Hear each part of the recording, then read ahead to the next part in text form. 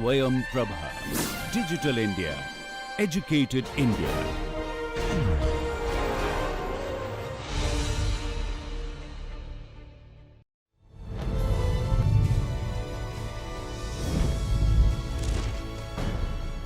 Yogah karmasu kaushalam.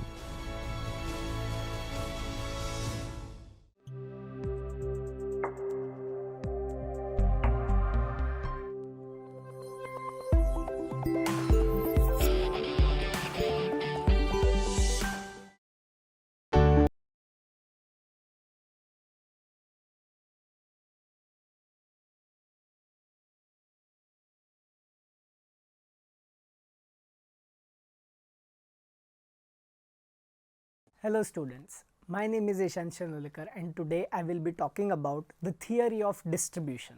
Let us start with the objectives of the session. We will first give the introduction to the theory of distribution, then we try and understand the factors of production and their rewards. Further, we go to the marginal productivity theory, the theory of wages, the theory of rent and the theory of interest rates. Before going to the theory of profits, which will cover our final factor of production and the modern applications to this distribution theory and the approaches.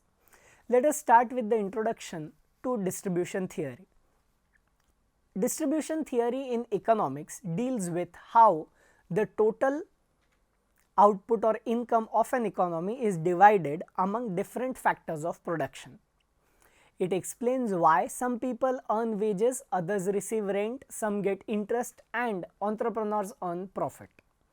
This theory is fundamental in understanding inequality, income patterns and economic justice in the society broadly. It helps explain why different people have different income levels and how economic growth benefits are shared among various groups in society. Distribution theory connects production decisions with income formation, showing how the creation of goods and services generates income for workers, landowners, capital owners and entrepreneurs who participate in the production process. Let us quickly look at the historical development of this theory. Classical economists like Adam Smith and David Ricardo first developed systematic theories about how income is distributed among different social classes. They focused on broad categories like landlords, capitalists and workers. Later economists refined these theories, developing more sophisticated explanations based on marginal productivity, market forces and institutional factors. The neoclassical school, particularly John Bates Clark, developed the marginal productivity theory that remains influential even today. Modern distribution theories incorporates insights from labor economics, industrial organization and institutional economics to provide more comprehensive explanations of income distribution patterns. Let us look at the importance for business students. Understanding distribution theory helps business students comprehend how markets determine compensation for different types of economic contributions. This knowledge is essential for human resource management, compensation planning and understanding labor markets. The theory also explains how returns to capital, land and entrepreneurship are determined, providing insights relevant to investment decisions, business valuation and strategic planning. For future managers and entrepreneurs, distribution theory provides a framework for understanding stakeholder relationships and how value created by businesses is shared among different participants. Modern economies face growing concerns about income inequality, making distribution theory increasingly relevant for policy discussions and business strategy. Understanding how income distribution works helps evaluate proposed solutions to inequality. Technological change, globalization and changing work patterns are altering traditional distribution patterns, requiring updated applications of distribution theory to contemporary conditions. The rise of new economic models like the sharing economy and digital platforms create new economic questions about how income should be distributed among platform owners, service providers and users. Let us look at the factors of production and their rewards. So, the four factors of production are given as labor, land, capital and entrepreneur. Traditional economic analysis identifies these four main factors of production, each receiving a specific type of reward for their contribution to the process of production. Land includes all natural resources used in production, from agricultural soil to mineral deposits to water resources and even air. The reward for land is called rent, which represents payment for using natural resources. Labor encompasses all human efforts, both physical and mental, used in production. The reward for labor is wages, which includes salaries, bonuses and other forms of worker compensation. Capital refers to man-made tools, machinery, buildings and equipments used in production. The reward for capital is interest, representing the return on invested funds and equipments. Entrepreneurship involves organizing other factors of production, taking risks and managing business decisions.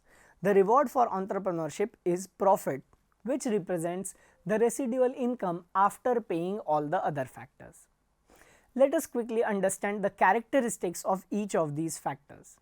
Land has fixed total supply that cannot be increased by human effort. Its productivity can be improved through investment, but the basic quantity is limited by geography and nature. Land often has multiple potential uses, from agriculture to housing to commercial development. The most profitable use in a particular location determines how land gets allocated in the market economies. Location characteristics make each piece of land unique, creating different productivity levels and rental values depending on accessibility, climate, soil quantity and proximity to markets. Labor characteristics involve labor supply, which can be increased through population growth, education, training and immigration. The quality of labor varies significantly based on skills, education, experience and natural abilities. Labor is inseparable from the worker, creating unique market characteristics. Workers cannot sell their labor separately from themselves, and they have limited ability to withhold labor for extended periods. Different types of labor are imperfect substitutes, creating distinct labor market for different skills and professionals. Capital can be accumulated through saving and investment, making it expandable over time. The productivity of capital depends on technology, maintenance and how it is combined with other factors. Capital depreciates over time and requires replacement, creating ongoing investment needs. Different types of capital equipments serve different purposes and cannot easily substitute for each other. The return to capital depends on productivity and the availability of alternate investment opportunities. Entrepreneurship characteristics involve identifying opportunities, coordinating resources and bearing uncertainty about outcomes. Entrepreneurial ability varies significantly among individuals. Unlike other factors, entrepreneurship creates values through innovation, organization and risk-taking rather than direct production contribution. This makes entrepreneurial rewards more variable and uncertain than other factor payments. Factor mobility and market integration is also an important aspect. Factor mobility affects how quickly markets can adjust changing conditions. Labor mobility varies by skill level, geographic location and social factors as well. Some workers can easily move between jobs or locations, while others face significant barriers. Capital mobility has increased dramatically with modern financial markets allowing capital to flow quickly between different uses and locations. This high mobility of capital markets can be more integrated across the globe. Land is completely immobile geographically, though its use can change over time. Entrepreneurial talent has some mobility but often concentrates in specific locations with favorable business environments. Now let us move to a very important concept called marginal productivity theory. The marginal productivity theory, developed primarily by J.B. Clark, provides the foundation for understanding how factors rewards are determined in competitive markets. This theory argues that each factor of production receives compensation equal to its marginal contribution to output. This theory assumes that rational profit maximizing firms will hire factors of production up to a point where the cost of the last unit hired equals the revenue generated by the last unit. This creates a direct link between productivity and compensation. This approach provides a logical explanation for income differences based on differences in productivity contribution, making it influential in both economic theory and practical compensation management. Now let us understand aspects of this theory. First is marginal physical product. The marginal physical product of any factor represents the additional output produced by employing one more unit of that factor while holding other factors constant. This measures the direct physical contribution of each additional unit of input. Understanding marginal physical product helps explain why factor rewards differ across industries, regions and time periods. Factors that contribute more to production typically receive higher compensation in competitive markets. The concept also explains why the same factor might receive different rewards in different uses. A skilled worker might be more productive in some industries than others, justifying different wage levels. Now let us move to another aspect called marginal revenue product. Marginal revenue product translates the marginal physical product into monetary terms by multiplying marginal physical output by the price at which the output can be sold. This represents the monetary value of each factor's marginal contribution. In competitive markets, firms will hire factors up to the point where marginal revenue products equal the factor's price. This ensures that the firms maximize profits when factors receive compensation equal to their value contribution. The marginal revenue product concept helps explain how product market conditions affect four markets. When product prices rise, marginal revenue products increase, typically leading to higher factor rewards. Let us look at the applications and limitations of this theory. The marginal productivity theory works best in competitive markets with homogeneous factors and perfect information. In such markets, it provides accurate predictions about factor pricing and resource allocation. However, real markets often deviate from these ideal conditions. Factors may not be homogeneous, information may be imperfect, and market power can allow some participants to influence prices. Despite these limitations, marginal productivity theory remains useful for understanding general patterns in factor pricing and provides a benchmark for evaluating how actual markets perform. Let us look at some modern extensions. Contemporary economists have extended marginal productivity theory to handle more complex situations involving human capital, technological change, and market imperfections. Human capital theory explains how education and training investments increase workers' marginal productivity and justify higher wages. This extension helps explain persistent wage differences across education levels. Efficiency wage theory explains why firms might pay above marginal productivity to improve worker performance, reduce turnover, or attract better employees. Then we have the theory of wages. Let us try and understand wage determination. Wage represents the price of labor services in the market economy. Like other prices, wages are determined by interaction of labor supply and labor demand. But labor markets have unique characteristics that distinguish them from other factor markets. Labor demand comes from employees who need workers to produce goods and services. Labor supply comes from workers who offer their services in exchange for compensation. The intersection of these forces determine wage levels. However, labor markets are more complex than simple commodity markets because labor cannot be separated from workers. creating social and institutional factors that influence wage determination beyond pure market forces. Let us look at factors affecting wage levels. The factors that affect wage level are productivity and skills, that is, workers with higher productivity command higher wages because they contribute more value to employers. Skills, education, experience and natural abilities all affect individuals' productivity levels. Then we have supply and demand conditions. Occupations with many qualified workers relative to job openings typically have lower wages, while occupations with worker shortages typically have higher wages. Then we have market structure. Competitive labor markets generally align wages with productivity, while markets with limited competition may have wages that deviate from productivity levels. Labor unions, government regulations, social norms and employment laws also influence wage determination beyond pure market forces. Let us now look at type of wage differences.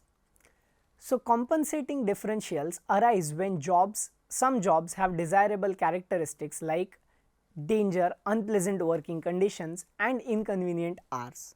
These jobs must pay higher wages to attract workers away from more pleasant alternatives. Skill differentials reflect differences in worker productivity due to education, training, experience and natural abilities. Highly skilled workers typically earn more because they contribute more value to employers.